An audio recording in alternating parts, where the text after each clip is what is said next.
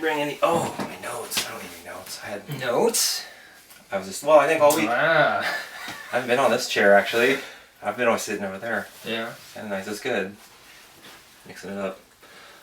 No, all week I just... You daydream about shit. Or you think about stuff. Yeah. Politics comes up. Or whatever, life comes up. Yeah. Then I've just been specific, done 2 weeks now of just like taking notes. Oh, that'll be something good to talk about, just to like hash it out with someone. Yeah. Like you're not arguing, it's just fucking bullshitting. Yeah. So that's the objective here. Yeah. Bounce stuff back. Yeah. So Riley was the first guy. I knew him. Whatever we knew, we could bullshit. Like, oh, let's try this out. And then other guy was random, which was interesting in its own way. And then I've known for like 20 years. Over 20 years. It's been a while. Just thinking about just working on your property here. Yeah, it's all grown in pretty good. We had some random... Someone's like, we had some dirt. It was like a couple days ago. Like, we got dirt we're trying to get rid of. And I was trying to bring it in, but I actually didn't want it because I knew it was going to be a pile right here. I didn't want to fill in the ditch, basically. Oh. She's like, oh, we'll fill in the swamp. Is it Brian with Red Dog? I don't know who it was. It was like a friend. Yeah. Hers was like... Guy up on Alpine's digging. Brian. Yeah. He's good about finding places to dump haul off to save people money. Well, and what I predicted was I didn't want to shovel it and deal with it, so it was going to pile up there and then block drainage for the chicken shit, which I bet it would have pooled up back here worse. It'd be mud too. So I'd be making a high... Yeah, exactly. I was like, send a picture of it. Like, how clean is it? Send a picture. It was pretty much mucky, organic, whatever. I'm like, I don't want that. There's going to be a pile of mud in the backyard. Yeah. Trying to convince guys. And then she's like, oh, we want it. It's free dirt. I'm like, no, bad. Yeah. But she's always... I can get you probably better stuff if you want it. No, I don't know where to put it. If anything, I'd be filling up way in the back, bringing that pad up. We've got pretty good drainage. I mean, the ditch is working over here. Having been here 10 years now, things have kind of settled. But I wanted my front ditch, because, we never had to do the culvert. I don't know about, because there's deep enough, the city did their little thing. Just put a little 6-inch. If I put two, little 6-inch pipes in there, buried it myself. Gave myself some culvert, basically. Did you get mad about that? No. Oh my god. Oh, this is Riley. We can edit whatever. It doesn't matter. Hello? Yeah. Well. Yeah. It's pissing out there. It's starting to rain. Welcome to the fall. Ugh. It's brutal. I know. You know what's coming, and then it's like August. There's those tricker days. Like the sun's out a little bit. And you're, oh, that's nice. Oh, I remember. It's warm for 10 minutes on you. And it's like, oh no, it's not. Just the darkness. But the time, though, I swear time's accelerating in general. But they say that you get older, you think it's accelerating. As you get older. Yeah, you definitely get a different perspective on things. You have more patience. You're willing to work longer. Or you think about what they say if us kids, 1 year old, or 4 years old, 1 year is a quarter of their life. Where when you're 20 years old, 1 year is only 1/20th of your life. So like the year shrinks as you get older. Yeah. Something Different like that. perspectives. Yeah, it is interesting. Yeah. The joys of aging. Aging? Oh my god, I've been taking Nad Booster nonstop. I'm not nonstop. For like a year. Whatever. That was about a year ago that you got me January. that stuff. So not quite a year. I think. Yeah. Maybe. It was in the winter. Yeah. Yeah, I started in December. Gotcha. But and I tell people that, and they're like, Nad Booster, and it has a funny name. Yeah. How much Riley? Hey! Hey! How's it going, man? It's going. Andy? Good. You know Andy? Yeah, I did some work for my dad back in the day. Yeah. We don't know each other personally. He grew up there in Cabana Land. Okay. One of those houses. What's your last name? Buck. Who's your dad? Robert Buck. Tawny Buck. My mom runs the clinic. And your parents had property in Cabana? They sold it. They got. Oh. You know where the Epleys lived? Yeah. Yeah, we lived right next to them. Okay. Yeah.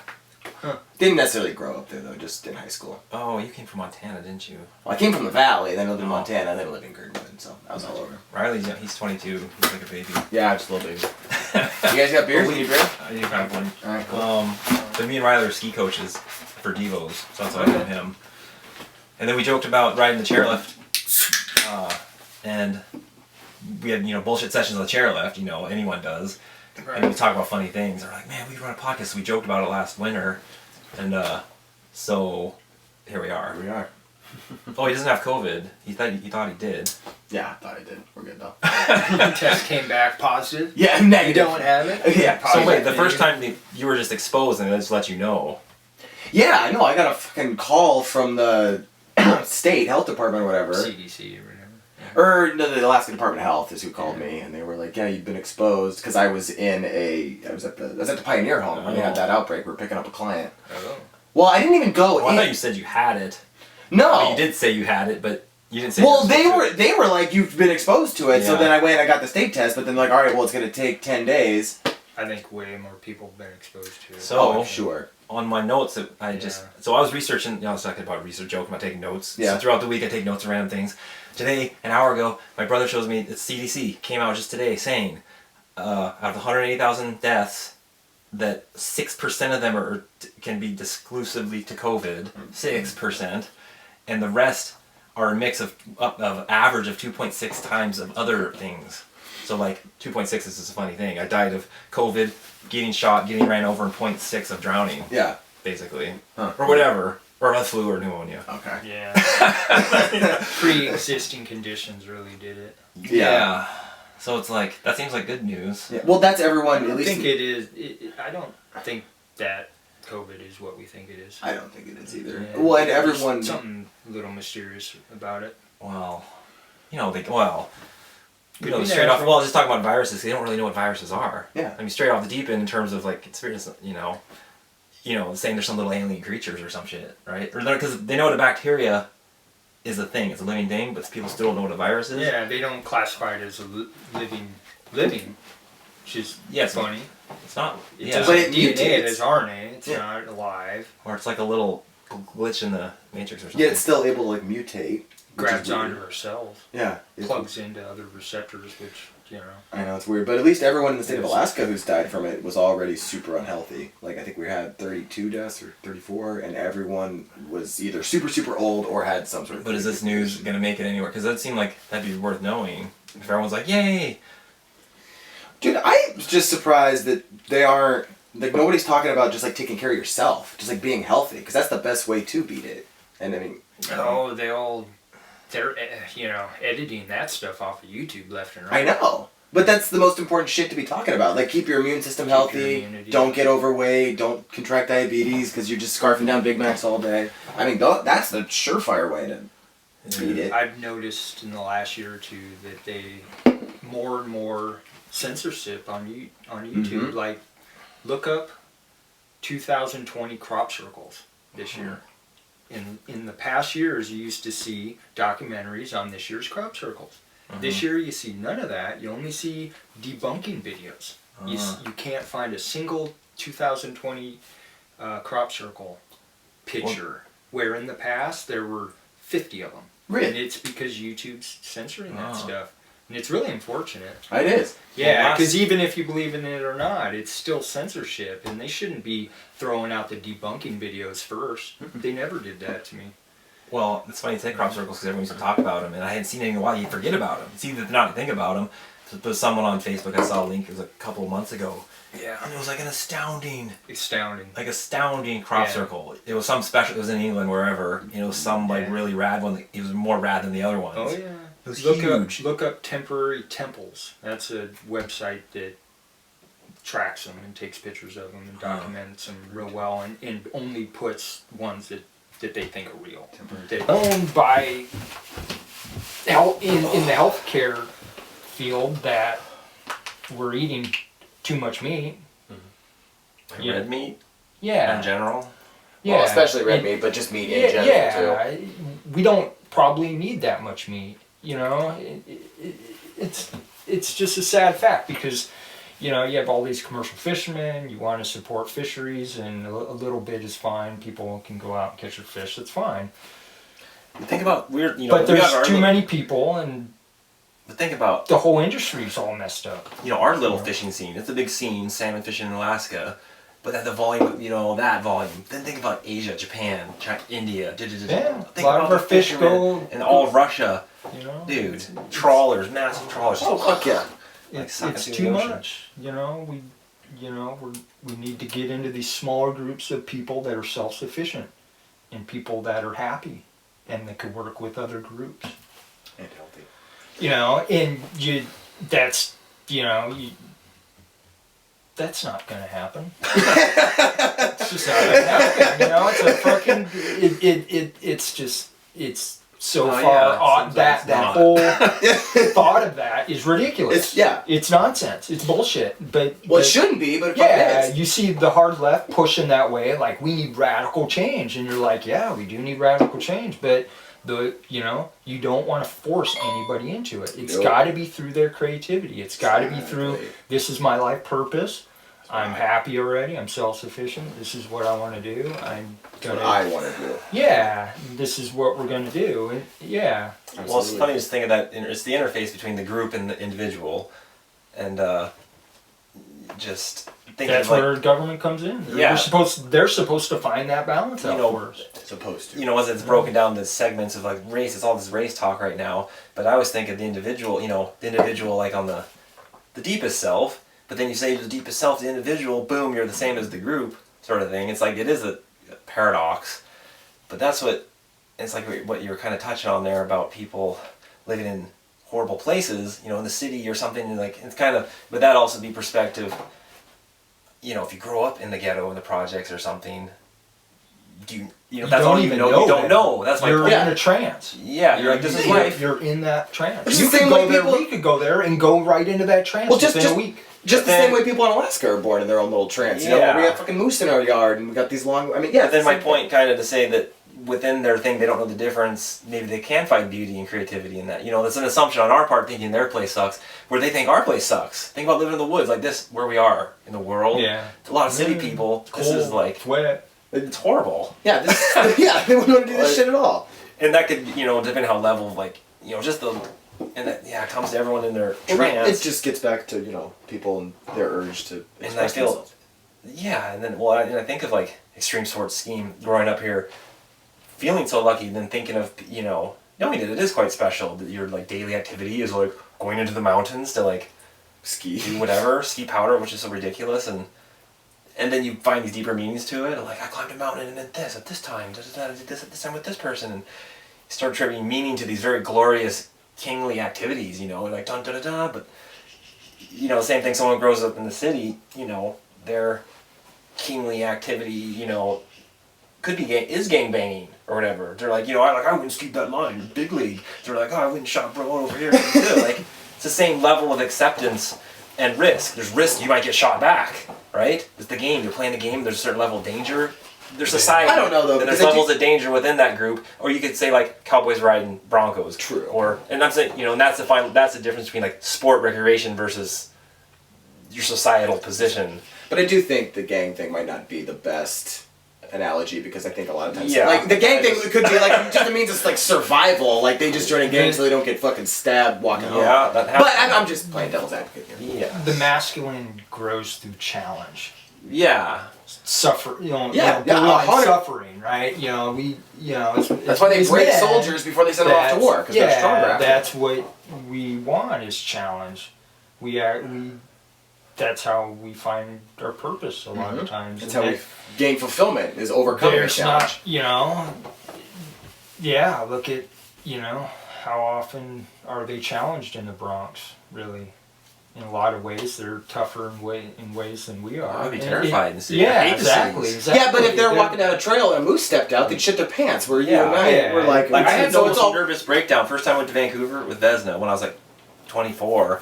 We were at a friend's house. We're like, we're gonna bike downtown. And we started getting ready to go, and I like literally, I can't bike through thick streets. I couldn't do it. I was like, knew I was in the middle of the city. I'd grown up here. It was the first time the deepest and this is Vancouver, which is a oh, that's a poppin' city. compared to like it's not Calcutta or New York, whatever. It's pretty. But compared to still a fucking pumping Girdwood, cock. it is. Yeah. That's what they made fun of me about. And they're like, what? Or she did. She's like, what? Really? I was like, I'm sorry. Climb mountains and shit for But fun. But then that's what I think about. And then the other hand, regardless of like society, but like national wars. There's a war. I always think I've read tons of World War II. I don't know if you've read much of it, oh yeah. but it's fucking brutal. And how your survival and your self-actualization stuff was based on true like hardship. like you're truly getting shot, you're truly like your family's gonna get mulled over, you're getting sent to a camp, whatever, like hardcore. And I don't say it's more true or less true than living in the ghetto, more true or less true than playing in the mountains. But my point is, it was like years later after like you go in the mountains and you prove yourself, like you're talking like trying to scare yourself just enough to like learn something about yourself. Yeah. But that was complete forced application. Like you had to choose it out versus having the bowling army roll into your neighborhood. Yeah. You know what I'm saying? Yeah. Like searching out the challenge versus having the challenge like land on your head. Yep. And the one thing that I took away from that helicopter crash, I don't know if I ever told you that. Oh yeah. But You told me. was the first time because I was like 27. It was the first because I'd always challenged the mountains and on my own ground, my own decision here, and then the helicopter crash was the first time I was supremely affected by someone else's decision. It was like felt like a cosmic or a slap in the face. Like, no, it's not up to you at all. It's this outside influence can actually just smack you down any second. I was like, ugh. Like, And I think just to build on that, I think that's why COVID everything has screwed up everyone up so much because it's a challenge that was just forced upon people. It wasn't a challenge they sought out. It was. And the COVID is synonymous with big war like national thing that's so Precisely. big. And I remember that feeling the first time. At such. Talk about levels of consciousness, like being so high in the mountains and so through my late teens, 20s, like you grew up here doing the same things, like through my early 20s, just like as high as can be, figuratively and literally, and then I felt like I fell out of this supreme, which is synonymous with spiritual logic, like I'm in touch with you the whole time, 8 years straight, like it's like that was it, that's in my description. But I plummeted when I ran out of Canada, had a nervous breakdown. It all plummeted. I fell into the dualistic world. Like I seriously felt like There's some stuff you had to process. Yeah, I was so high but ungrounded, right? Oh, yeah. Well, you whenever you have a negative experience in life, you need an equal amount of positive to balance it out. Just like in COVID or these race wars, that's where the healing's coming from. People are talking about healing. That's great, but they're not actually having the positive get together, laugh, jovial thing with the other side. Like what happens in the healing where you're like, hey man, I'm sorry, right? And you see that, that's, we keep getting dropped down. Whenever you keep having negative experiences over negative experiences, you fall out of grace, so to speak, into like and there's an art to coming out of it and being able to relive the negative experience and own it and move on. And you realize in a lot of that what if you've gone through divorces or breakups and you're constantly thinking about the negativity, is release of that charge of that and letting go of it. You see, like the race issue or this, ultimately we never have to talk about stuff like that again. 20 years from now, hopefully we don't even talk about it because it's not an issue. I don't talk about my divorce I went through 5 years ago, although 5 years ago that's all I talked about. But before we did talk about races, though, so it was a simmering issue, obviously. Yeah, I was there. There was negative, and then it had to come out and be polarized. Hopefully, 20 years from now. Oh, it's not 20-year war. Though. That's a long fucking time. Yeah, like 20 years from now. There are racist things, and that's what people. Some of the things people are pointing out about Trump is he's not as going out and healing some of those wounds as they would like to see it. Some people would say he's doing a fine job, and you could see he's doing a fine job for the one half. Well, and that's as far as him being divisive. You might like him for his policies, and if you ignore his flaws, great, which makes up the average Republican supporter. But in terms of the health of the country, he's bad. Like, he's dividing. One of the worst, the one piece of advice that has been given to a lot of people is never say sorry for something, because then you take blame for it. Who says that? A lot of people. You get in a car accident, you don't want to walk up to the person. That is true. I'm sorry. Coming from someone who's been in a car accident. Yeah. You know what though? Now you say something. That's a deep childhood memory. You want to know a deep one? You just made me think of it. As a kid, no, it's not bad or weird. Yeah. No, oh my God. And he never said he was sorry. No. I didn't want to say I was sorry when I was like a little kid. When I was like 4, 5, 6, 7 years old. There's times when it's appropriate. But I know. No, I know. I remember that as a thing. in my head, and I felt it was like I remember if I had to say, like, in my kids, I see my kids do it too. If like they hurt their friend, you say, "Oh, say sorry," then they get all emotional, like, "Oh no," then they all are crying, right? Yeah, part of it's healing. But I remember being young at that age, and like it was just such, and I couldn't say thank you. I didn't like saying thank you either. It was like, and my mom would tell me, "Say thank you, say please," but it was like a block.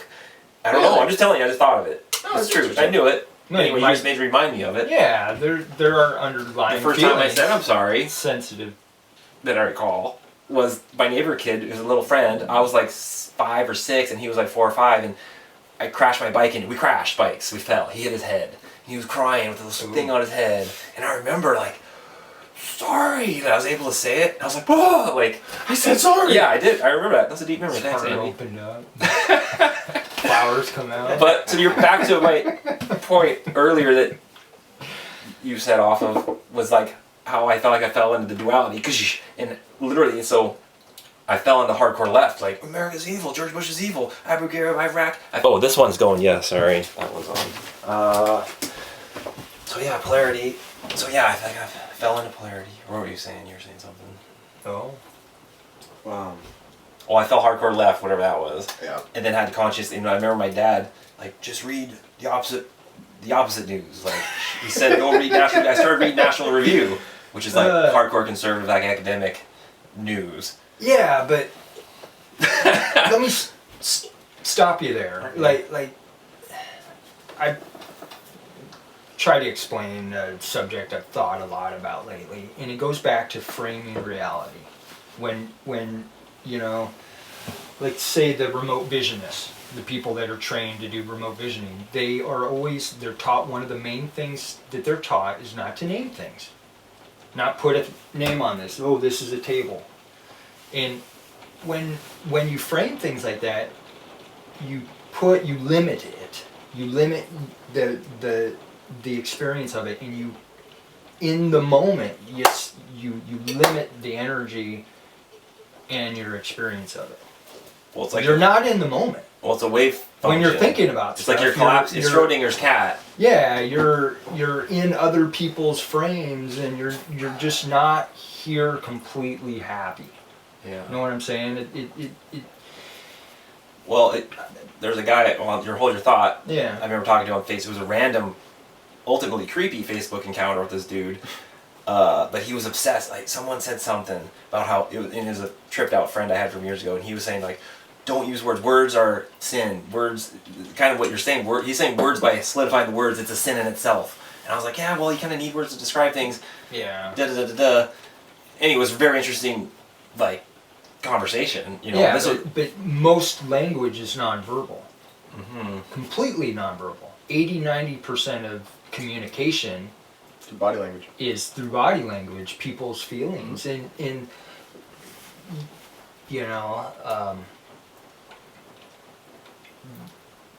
that we have language in all sorts of things we do, and the colors you paint your walls, and we express ourselves in all sorts of ways. Well, it's not just put on your words. truck. The shoes, yeah, it's not just wear. words. Yeah. Words are just stuff you.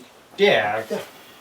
How we navigate through life. And there's more art in that. Some people have a better way of dealing with that. I stuttered as a kid, hard when I was a kid. Yeah, and I was in speech therapy when everybody else in my class is in language arts. So I'm still trying to catch up in those realms.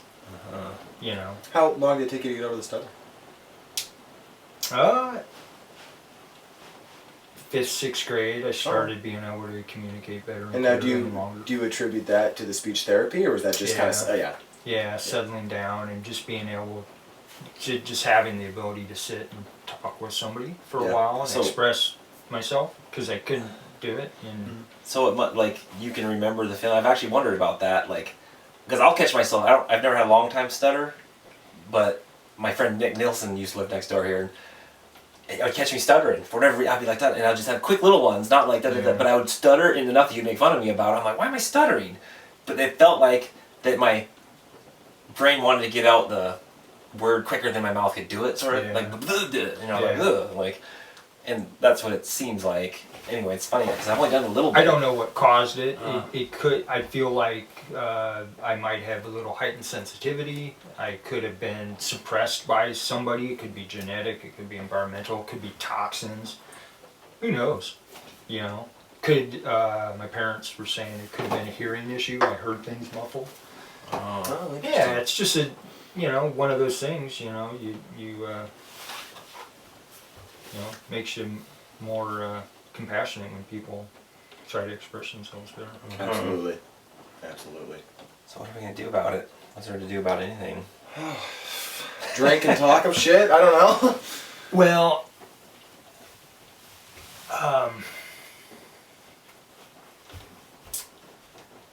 I'm always curious talking about astral projection. in that realm. Yep. Yeah, I don't know. Because enlighten a dummy here a little bit on astral projection. When you talk about the physical reality, most shamans and psychics will tell you that everything here was made on a higher plane. Mm-hmm. And that's where... Like by a higher power or something? Well, not necessarily a higher power, just in a higher frequency. And when you start talking about subjects on this plane, the higher reality is those higher planes and how we... Well, as they... That's important for us to understand that, it's some of it doesn't make sense. Well, no, here's where it makes sense, is how science, I was saying, was rational science, classic physics, classic science, the Enlightenment, it's now evolved to quantum physics, quantum science, which all of this previous logic falls apart, and then quantum physics, the things you're just describing is described in quantum physics. That's my interpretation of it. Talking about higher reality and how everything falls into 3 dimensions out of like 8, 10, 11 dimensions. They say it's an 11-dimension universe. Yeah. It's described mathematically, like the Mandela, or the the Merkaba stuff. And I think it ties to like the Mandela effect, and it ties to a polar multiple dimensions. Like, the Mandela effect is? Oh my god, you know what it is. Yeah. It's I don't insane. think time is what we think it is. You know what the Mandela effect is? I probably learned it. I'm a fucking idiot. What is it? So, it explains most everything, really. Like, I think there's a relationship. There's Mandela, which is insane, falls into the polarity thing. I think they're related, personally. Mandela effect, I'll give a quick synopsis. It's like life was going on. There's memories of things, like names of logos and stories and sentences from movies and things that everyone has memories. So here's an example. Star Wars, when Luke and Darth Vader are fighting, he's about to think, and he says something, "I'm your father." He's like, what does he say? Luke, I am your father. No, he never said it ever, ever, ever. Never said it. He said, "No, I am your father." He doesn't say, "Luke, I'm your father." He says, "No, I'm your father." Did you say no, or did you say Luke? I said Luke. You didn't say Luke. That's okay. So you're yeah. You're right and being wrong from point. No, no. I get what you're doing. On the other hand, a lot of people have the other memory that no, he didn't say Luke. Okay. But that's a huge one where everyone's like, what? Because I heard about it because a friend I had was named Luke, and he was wearing a T-shirt that said, "Luke, I'm your father." Because my name's Luke, haha. This was a couple years ago. Then the other guy's like, he never said that in the movie. And I'm like, what? Because he heard about the Mandela effect. So that's one of them. First one is called from the Mandela effect because a lady named it because Nelson Mandela. A lot of people thought he died in jail in the 80s. It was like a thought everyone had. It was a collective memory. Everyone had it. And then he got released from jail a few years ago, 5 years ago, 8 years ago, no, 10 years ago. No, it was like 20 years ago. It was like late 90, like 99 or something. When he got released, he was alive, and a lot of people were like, "What? I thought he died in prison." So that's why it's called the Mandela effect. Another one, Berenstein Bears. It's Berenstein or Berenstain? Berenstain. Oh, yeah. It's Stain now. It used to be Steen. Berenstain. Everyone, like little kids, it. Another one, Bragg's. Bragg's hot juice. It's not Bragg's. It's Bragg. Another one, O'Reilly's. It's O'Reilly now. Cheez-Its. Used to be Cheez-Its. Now it's Cheez-It.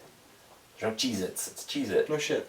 Another one. There's tons of them. Millions. There's fucking thousands of them. All right. That makes sense. So... Yeah. So... There's several theories on why it's happening, but go. Yeah. No, it's interesting. There's a lot of evidence in that. Have you guys ever heard of Joe Dispenza? Yeah. Joe Dispenza. Well, only because you told me and I listened to the stuff you'd sent. Yeah, he's online. You can follow his stuff. The work he's doing in the field of healing is biblical. They're healing. He's been able to teach people how to heal practically almost every disease. You go He's not making this up. He told me about it. No, this is a cult you leader. could, You're joining our cult now. No, he teaches you how to unlimit your feelings and your beliefs and heal yourself through unlimited thoughts and getting over your emotional traumas and yada yada yada yada yada. Well, he was sitting in a room one day and he sees off the corner of his eyes this fractal energy spiral thingy open up next to him. And he goes inside of it. I don't know if he was in his astral body or if he just went inside of it. He describes going inside of it. He goes inside of it. He feels like somebody is watching him, like he's appearing on like he goes to the face of God, like God's looking at him. He freaks out, comes back, and 2 weeks later he feels the same energy. He goes back into his room. He lays down. The whole room opens up in a big fractal. He goes inside, and inside he goes completely in the fractal, and he sees himself looking back at himself, and he was the one looking at himself earlier. Mm-hmm. That was him looking at himself back in time. And in his book, How to Become Supernatural, he talks about going back in time for like 2 or 3 weeks. Completely more real than this experience. Like being completely in Rome, and how his perspective of that, as he was living that experience in Rome, changed his life in this moment. Where he was only gone about 15 minutes, he was gone 2 weeks in Rome, and it changed everything in his personal experience somehow. Like, so regardless if it was even a hallucination of some sort, it was real enough to him as far as framework goes that it was real. To him, it was completely real. Now, this is a guy, you could watch his videos and well, I watched enough of them. Yeah, he has workshops with 2,000 people. 2,000 people all over the world. This guy's not a nutcase. He's, he can describe it way better than I can. But those are, we have people having these experiences, and he has people in the workshops having these experiences of time travel. It's interesting. Well, they have people, they like lay on the floor, and I watched a bunch of them. Like, it's insane. I mean, it's akin to, the old traveling Bible tent healer, but different. That one, they're throwing and making them talk in tongues, where these people are literally... Is that, and that's just me, I personally feel lucky I feel good in life, is my point of sort. And then NAD booster is great, because it and I was actually saying this to Sean the other day, how the physicalness of the NAD booster is so subtle, but noticeable, but it's the daily sense of well-being. It's an actual, and I was like, what's this thing? It's an emotion that's very hard. I have a hard time describing it as well, and I tell people, look up NAD clinics. They're using NAD boosters to get people off of heroin. Justin Bieber's taking a NAD booster right now to recover from heroin. Oh, Justin Bieber's been on heroin? Yeah. Oh. Yeah. And they're saying that it's the closest thing they've ever found to fountain of youth.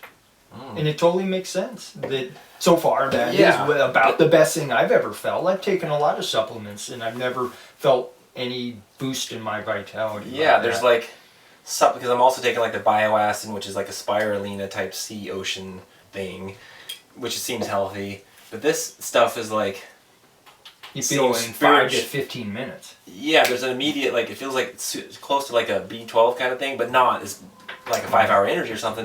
There's a boost. It's a super subtle sense of well-being. Getting to my point though, as far as watching the world duality fall apart, I feel better and better. That's what I feel like. And getting to what you're saying, it's and I'm not biblical as a person, but I recognize patterns that the Bible talks about archetypically through humanity. One being that the end of time stuff is happening, and the more...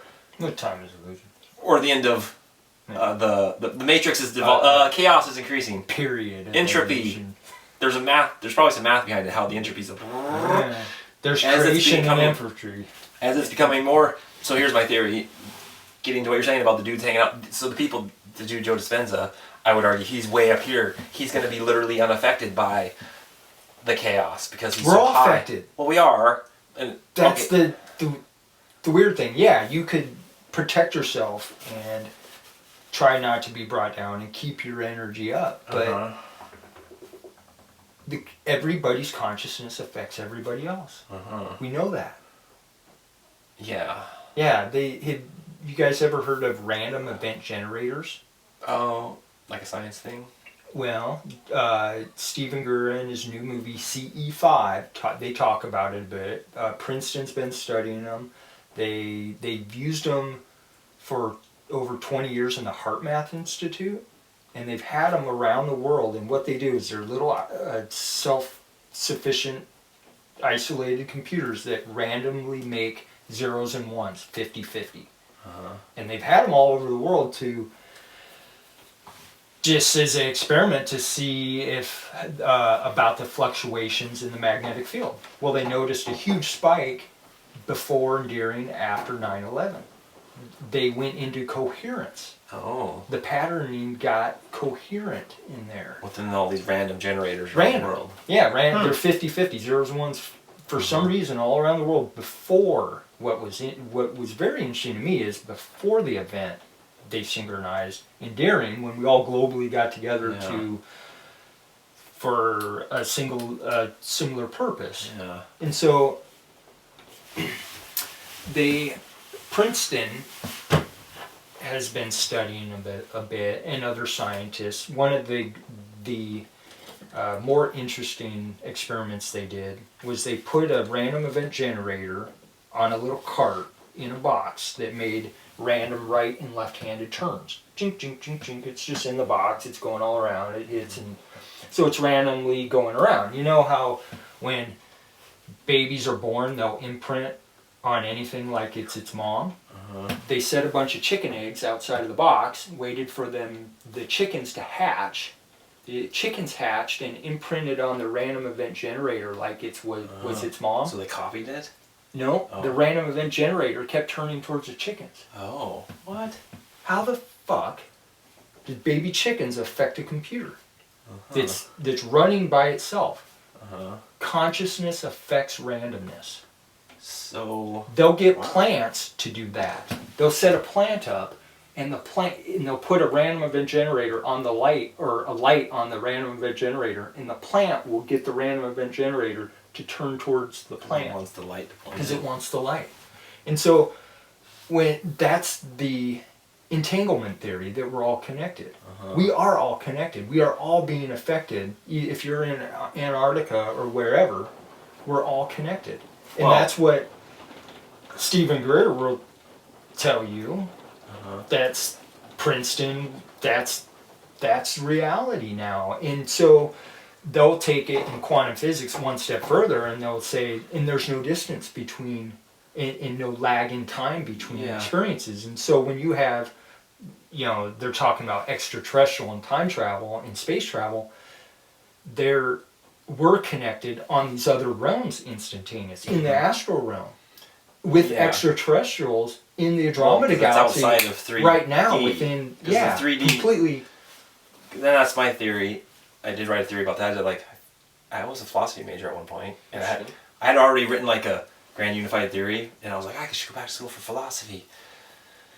It didn't work out, and I quit like the last week. That's right. That's right. You told me that. Anyway, my theory is that the consciousness is gravity. Gravity is consciousness, because they can't say no one knows what gravity is. So, have you ever had a flying dream? What? Gravity is a very interesting thing I'm interested in. Have you ever had a dream where you fly? A little bit. I've let the big falling ones roll off like a 500 You've had a falling dream. Did you hit the ground? Were you It's always right. It's right. Oh yeah, it's always like no. I always. But you've never been able to control it. No. So I've always just had the fall. So if you have a flying dream, it's considered an astral projection. Oh. Now, most everybody will tell you, holy fuck, I'm falling! That's the feeling. Oh yeah, I got chased off a cliff by a herd of horses, like 50 horses, threw me off a 3,000 foot cliff. I'm falling, I'm going to hit the ground and walk away, and that's exactly what I did. It was very empowering feeling, but I've had hundreds and hundreds of flying dreams and astral projections. And so they will say, technically every night we all astral project. We go into a realm that's one level less dense than this reality, higher energy. Now, when you become more lucid or aware, awake in those realms, that's more of an astral realm experience. Now, in those astral realm experiences, have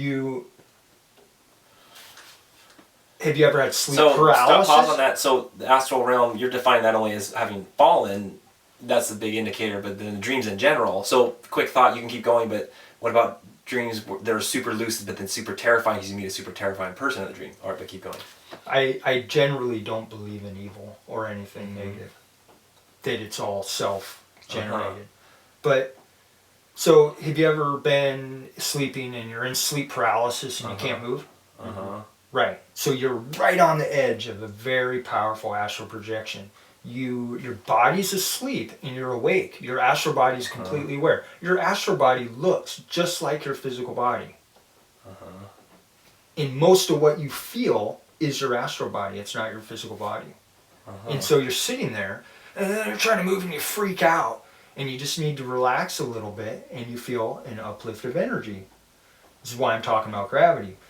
Because, when they talk about the divine, right? Angels have wings, gypsies have magic carpet rides. There's an uplift of energy. The yogis levitate, right? It's that same energy. It's the divine energy of the uplift. Now, when you talk about evil, I would generally say that's anything that pulls your energy away from you or drops you. But anything that's divine is divine. It's an uplifting of energy into the higher realms, and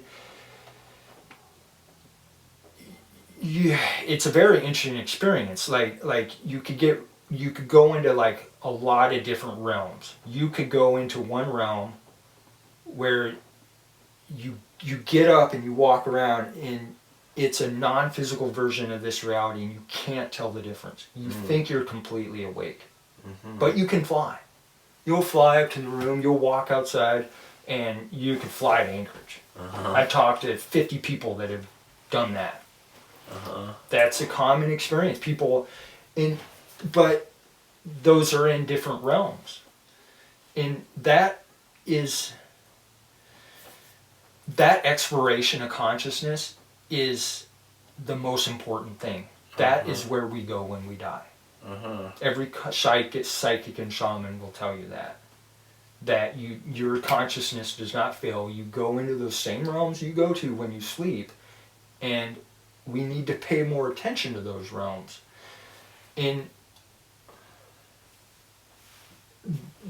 have more vitality and experience in those. And that's where you'll meet the extraterrestrials. You see these top UFO researchers, they all bring up the astral realm. It's in the astral realm where you're going to meet the extraterrestrials. It's in the astral realm where those ships, woof, they appear. They're barely in and out of here.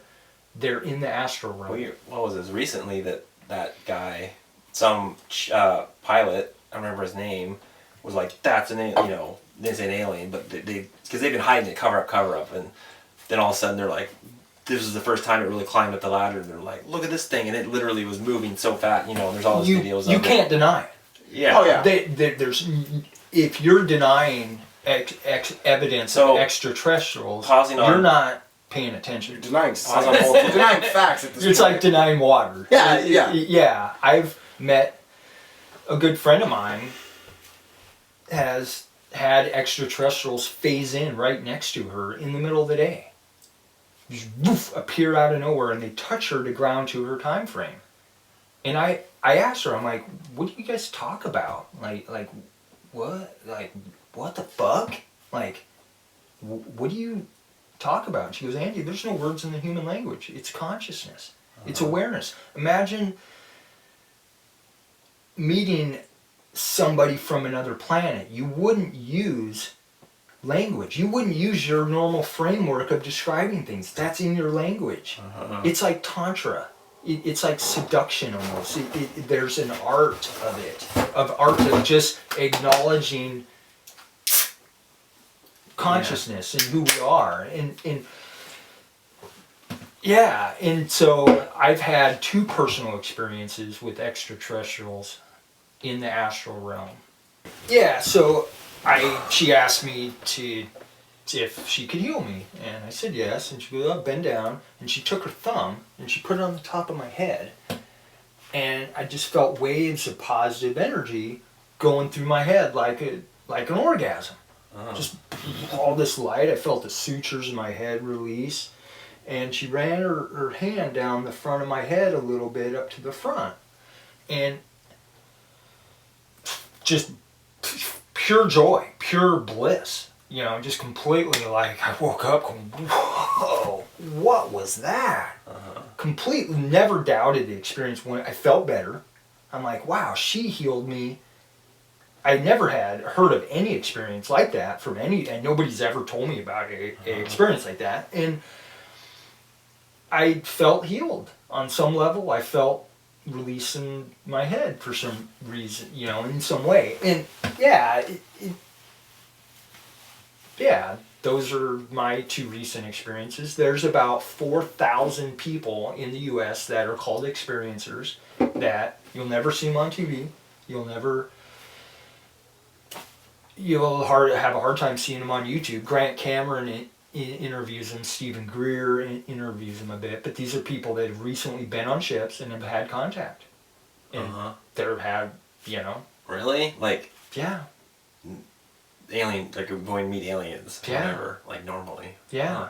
I could see it not being in the news. Yeah, no, it's a lot of this science and it doesn't make sense. So, for one, you can't make sense out of it. You know, you say, oh, like Stephen Greer is going. Well, it's like quantum physics. They say no one can actually understand it. As soon as you think you understand it, you actually don't, because the very nature of it is a conundrum. Yeah, and kind of what I was saying, and I don't know if it's talking about gravity and consciousness, and you look at this chair and you name it and call it something, it creates your gravity because it creates it. But then how time and distance, time is just a measurement. It takes from the speed of light to get to point A to point B, right? But the speed of light has a speed, but as soon as you're like, think outside the speed of light, it all falls apart. As soon as you're approaching the speed of light, that's like general relativity. The time shifts, right? So the point being, if time is a measurement of like 3 feet across, or a mile. You think of a mile. How can you measure a mile within something that's infinitely large or infinitely small, right? Yeah. It's infinity. The mile's infinity. Oh, wait, what's an infinity? What's an infinity? Like, and then if you can adjust you can sit there and do it. I remember doing it as a kid before I was older. I can sit there and I can make this table feel like it's 10,000 miles tall and 1,000 miles away. Like, what's to say that's the distance of 1 foot, right? And it's more of a brain teaser. Or the other end is like, if I go halfway to you, halfway to you, halfway to you, halfway to you, halfway to you, I'm only going halfway to you forever. Yeah, you'll never touch you. Yeah. It's just a little quirk in the physics of our reality, right? And it's super basic, whatever. I mean, I don't even know if there's an answer to it. It's not even a question. It's not a question or an answer. It's me babbling. But just thinking of like, I don't know, it's just epic what's going on. And that's my thought earlier, was that as the world further polarizes, people will be more aware of it, I guess, like people observing it, or like, but this, like you're saying, it affects everyone, so you can't just be free of it. And I keep telling myself, how do you find value in it? How do you find value in these experiences? Like why aren't we able to find value in what the left says? They're not doing a very good job. Why aren't we finding value in what the right says? Because they're not doing a very good job. They need to age out. That's the harsh reality, is sometimes those old paradigms need to die. It's a paradigm, off. And that's what, back to the Mandela. They need to die off. We need to get young people in there. I was hoping that I could vote for you for president next time. Yes. Because I would. I would. Well, that's what, that's the reality of it, is I think that things are changing rapidly, and the only way things are going to change is if the old people that are stuck in their ways are going to pass away. You look at Biden, he's what, 78? Something, yeah, 77. What's he looking to achieve in life? Outside of being president, but he has no other thing. He's not trying to stay alive. Yeah, it's like his life purpose is he's had a life. Yeah, he's already had he's had a life. That's not Yeah. what He's we already had a want. life We and a want marriage somebody and that family and- hasn't had a life that wants to create a good life. Yeah. And I'm not You saying imagine you a president can't. that was like 35. They do that in other countries. There's young presidents in these other Yeah, countries sure. that are just like, I'm a president. They're super Well, young. look at Canada. What's his name? Justin Trudeau. Trudeau or whatever. Well, How old is he? some of the most progressive leaders now are female. Some of the prime ministers, like New Zealand, Yeah. and Yep. Switzerland. But then everyone's terrified of going towards socialism, taking care of more people. Then it falls into the duality, of like, governance of all these people. Losing the American way of life or whatever. But in general, no, people don't they don't. The average person isn't going off in the mountains to find these crazy imaginary battles. The average person isn't like debating physics and spirituality and whatever. A lot of people are pretty dumb. What is it that most people want though? Like, what is your I don't think- deepest yearning? I don't think they know. I don't What think- is it? They're. I don't think A they lot know. of people are unhappy, generally, right? And they.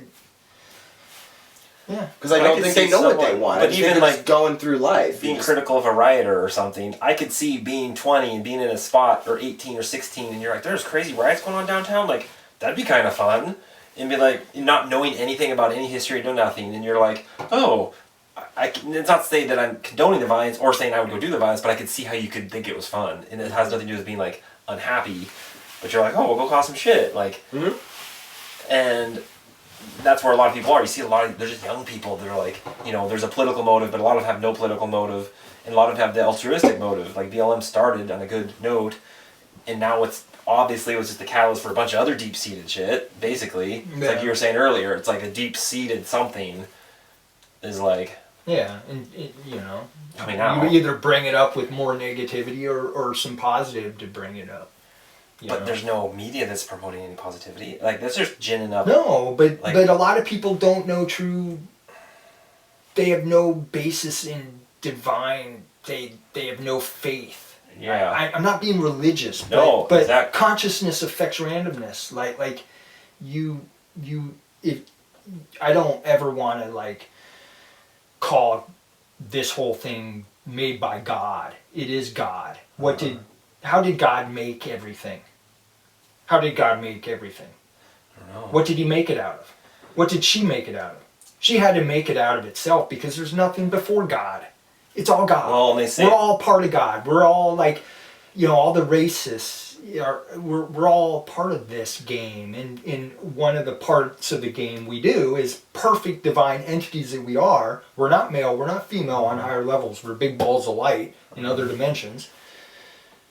Is we forget who we are and we play these games to see how far we can forget who we are and maybe have this little game of evolving to remembering who we really are. And then once we remember who we are, we go, man, that was so much fun not knowing who we were. Let's do this whole thing again. And we've probably done this in groups. They say little communities do that. We travel through time together. And it... Like an escape room.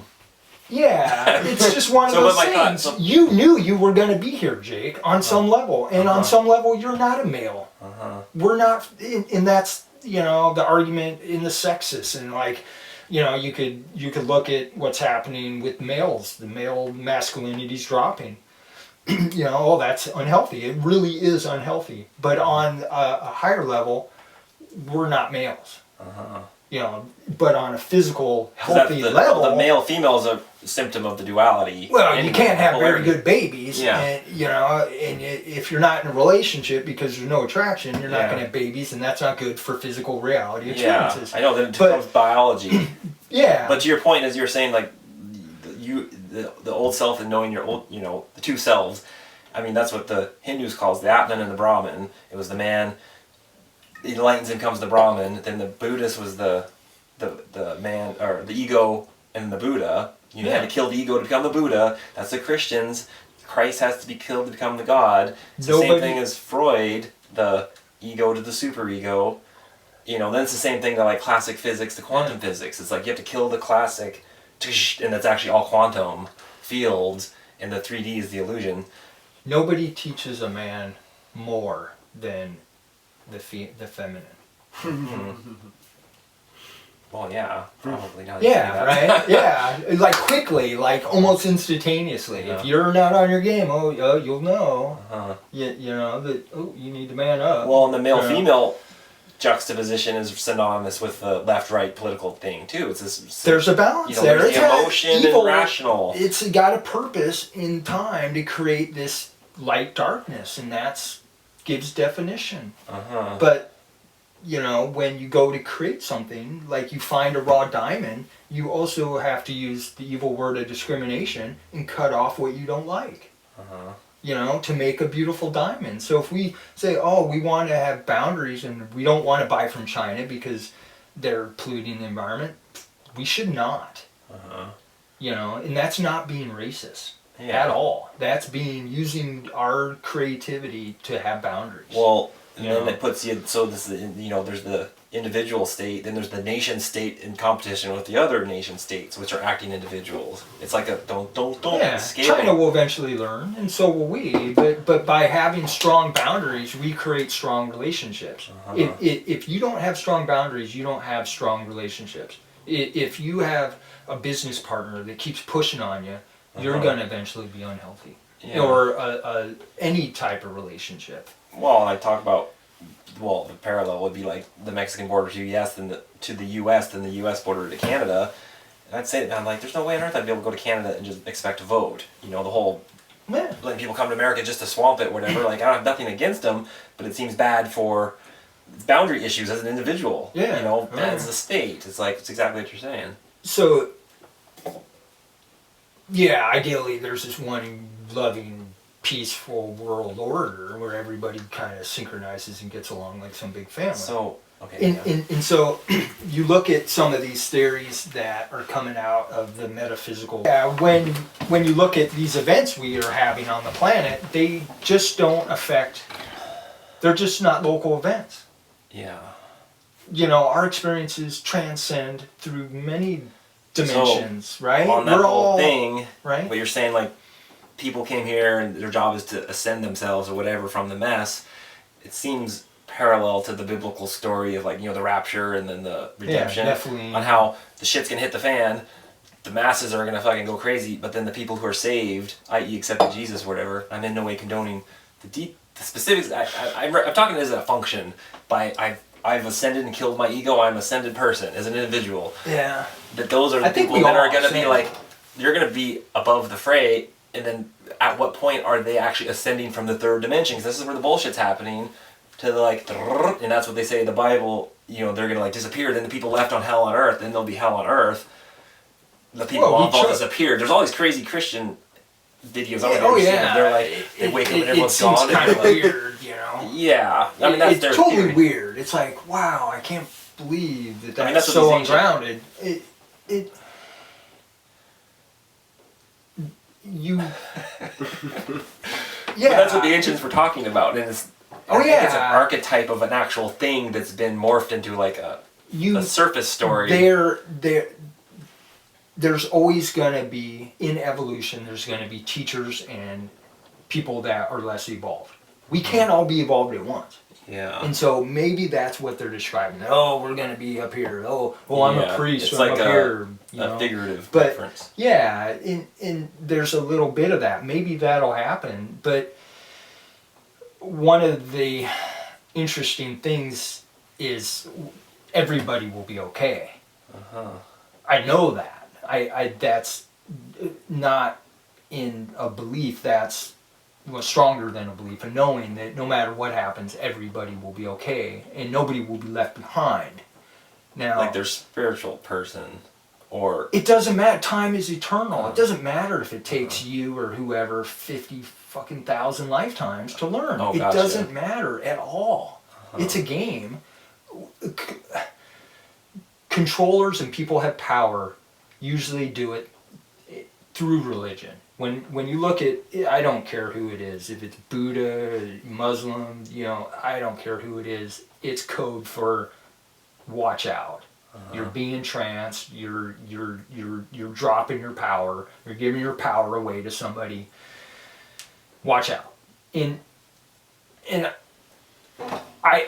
I'm think I'm personally highly spiritual when I say that, and just because I don't see anybody above or below me. We're all equal, and so I want to find some, a religious, and I have, in my experiences, and you search these people out, people that treat you as equals, because that's what we are. It reminds me, the way I would describe it would be like, as a high school reunion, it's like everyone went to high school together, and that would have been in where whoever off living in space or whatever, and then you crunch through, then you have a high school reunion 20 years later, and you like, dude, you realize you're all the same. Like, it's a loose analogy. Like like it's divine recognition. That's what Namaste is. It's like, I recognize the core in me, the core in you. Yeah. And that you're literally, and I went for a few years, like, where I, like, always, and I've gotten, I don't know, better or worse at it, but when you talk to someone as if you're talking to yourself, and they're literally you and the other person, and it's like, not to say, or in a literal sense, like, not even figuratively, but, like, literally. Because you're the same, like, there's the energy, earth, say there's, but you're all a bunch of plants, like, we're a bunch of plants in the forest. You don't say the trees are all connected, like, humans are the same thing. We're lucky to have those experiences. Some people don't have those experiences. One thing that's talked about is there are more people alive now than have ever been born. Oh. Right? Really? Yeah. And so you look at that and you're like, well, what the hell's up with reincarnation then? Well, when that is happening, what you see is spirit parents having to pull spirits out of creation that have never been in the physical body before. And so that's one thing that is said, is that's why we have so many ungrounded people on the planet. They're newbies. They haven't been here. You have old souls that had been in reincarnation a lot. And a lot of times we stay in the There's X same amount blood. of old souls that have been here however long. 10% or so. And in these new babies, there's like, fuck, and you're going to feed me Twinkies. Literally, NPCs. That's the joke about the Matrix, that life's, simulation, that there's the NPCs. Yeah, they haven't been here. Like, and they're fucked because they don't realize how hard it is to get off this planet. And they're like chakra 1, chakra 2. Totally chakra, and they're being fed the worst food. They have no experience in life. They have no challenge to grow a strong physical body because they're sitting in their house on the computer. That's... Yeah. You could say, oh, that's not true, Andy, but you could see the reality of what I'm saying, though. It's still... And this goes back to what I was saying about emotional logic, rational logic, and spiritual logic, because we're talking in spiritual logic, and that makes sense to us, but from a rational logic, it sounds insane. And I understand that. Yeah. Though I agree with you. Yeah, when, you have experiences where, you might go over to Europe and you might go into church and be like, wow, I felt like I've been here. Well, you could have been. That's the quantum. You probably could have put that rock there and you could feel that. Yeah. Well, and that's my gist of, like, I wrote this novel and I had this, like, I'm a generally happy person. I am. But then I got, like, supreme memories. As soon as, it's like kind of like the happier, higher I got, I became more aware of the gnarly and the worst it can be in humanity, just as like a awareness of like how bad it can go.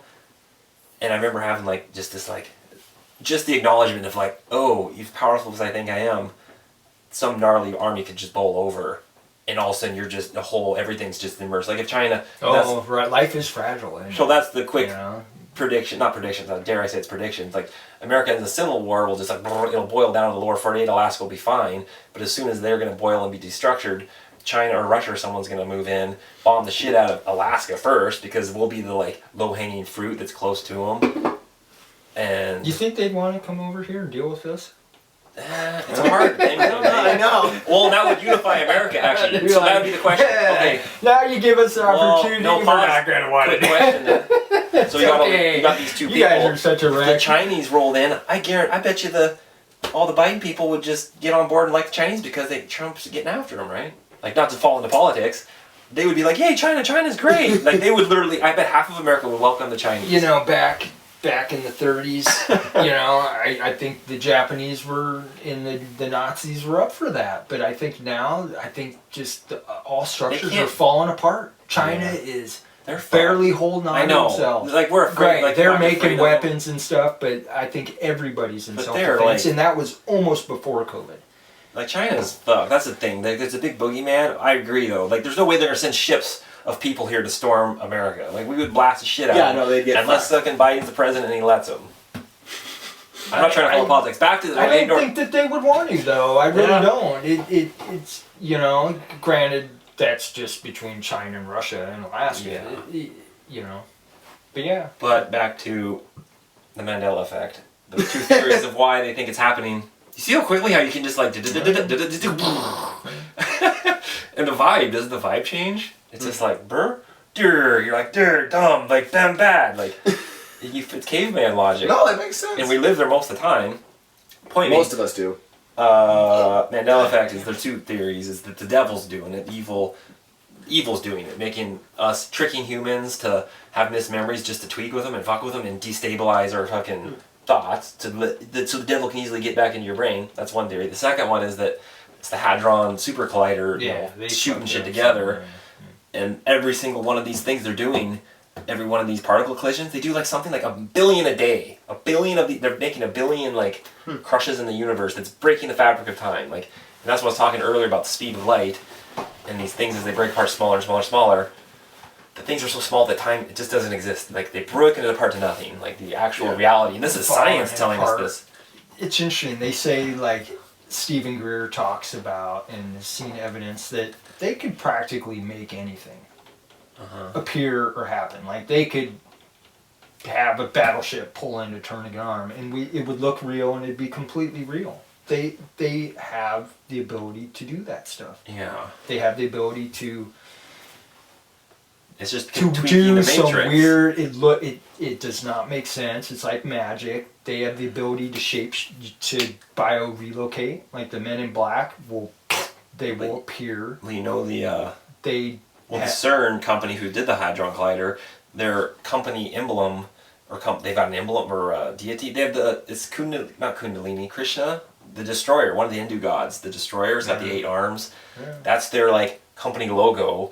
And the company logo shape is 3 6s, 666. Like, sure. I don't think so. A lot of the excitement in science and discovery is in the astral realm nowadays, and the scientists don't understand it. They're doing stuff they can't figure out, and what they're having a problem finding people with the experiences that can travel in the astral realm. Most people that are experienced in the astral realm have contacts with the U.S. government. My friend Carrie, who's had extraterrestrials contact her, she has black helicopters hovering over her house at night. Because they know some of the highest evolved psychics on the planet work for our government. You can't hide shit from them. They know. When an extraterrestrial shows up, they know. And they're not evolved enough to figure it out.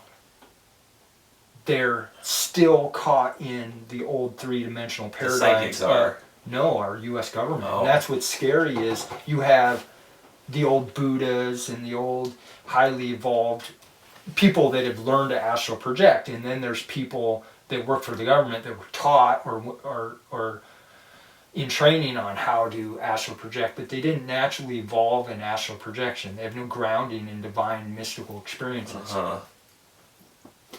And they don't quite understand it. There you go. Bye, Riley. All right. No, I wish I could stay longer. Andy, real pleasure chatting with you, man. Yeah. Drive safely. Oh, I will. You want a beer or anything? I'll keep one of them. Andy, sure? Yeah, I'm good. All right. Well, you guys have fun. Hit me up next weekend if you want to do one of these. Cool. See you guys. Yeah. Yeah, I am full optimism, though. I really... Yeah, right? If we all died right now, we would not die. Yeah. That's just the reality of it. It consciousness and identity does not fade away. Oh, I know. Try to escape it. Escape what? Consciousness. You think you're gonna die. Good luck. You think you're gonna go in, you think you're gonna go into it. Yeah, there's no... Yeah. it may change. And when you go into those realms, it will seem familiar. When you have an astral experience or any type of divine experience, it feels familiar because it is. It's like profound familiarity. Profound, very deep. Like when I ask you, like, what do most people want? There's something. There's a yearning inside for a connection. Like it's like a